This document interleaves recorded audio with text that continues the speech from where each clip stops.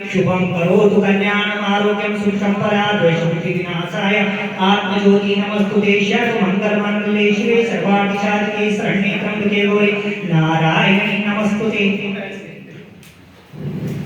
सत्यमेव जयते विज्ञानमेव जयते।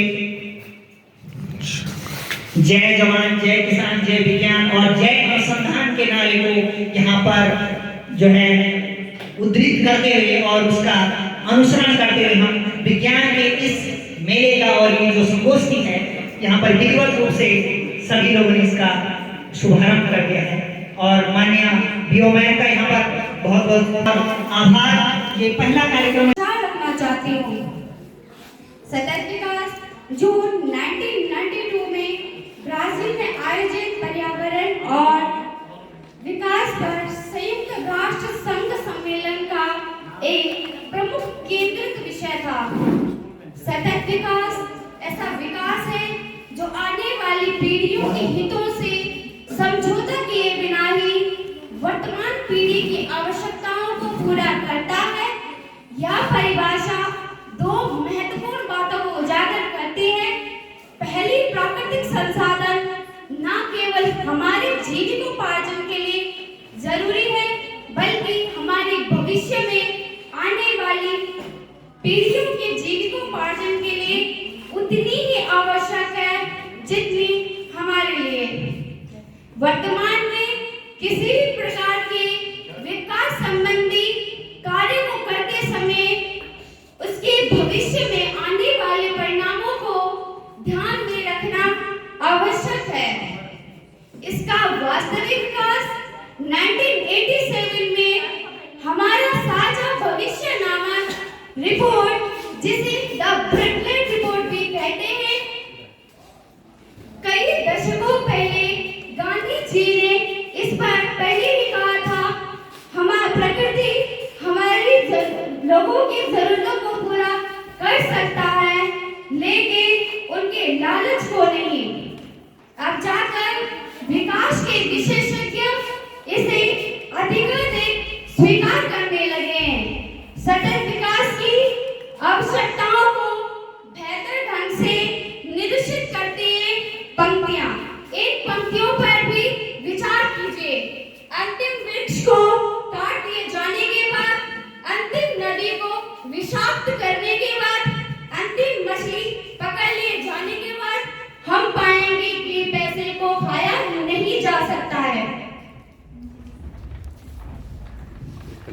ये पंक्तियां यह संदेश देती है कि हमारी आर्थिक प्रगति तभी सफल हो सकती है जब हमारे पर्यावरण और विकास में बेहतर संतुलन होगा।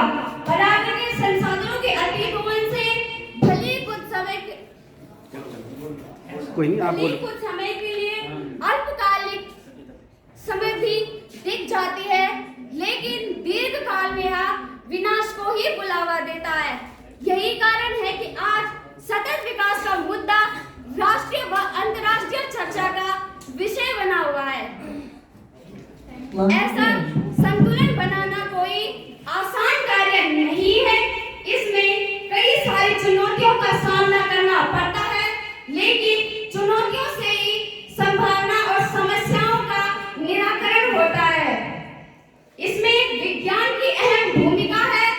बुनियादी विज्ञान से हम सतत विकास के चुनौतियों और संभावनाएं तलाश सकते हैं और टिकाऊ समाधान प्राप्त कर सकते हैं।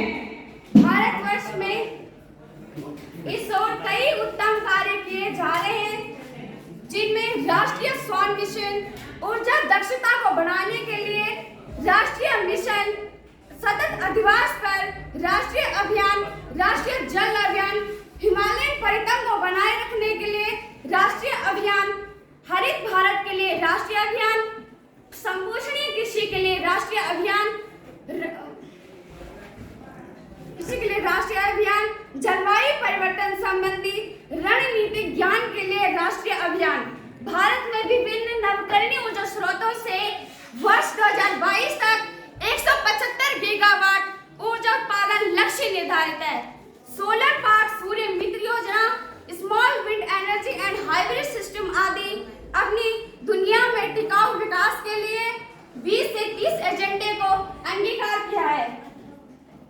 कई सारी चुनौतियां हैं, इन चुनौतियों पर भी विचार कीजिए।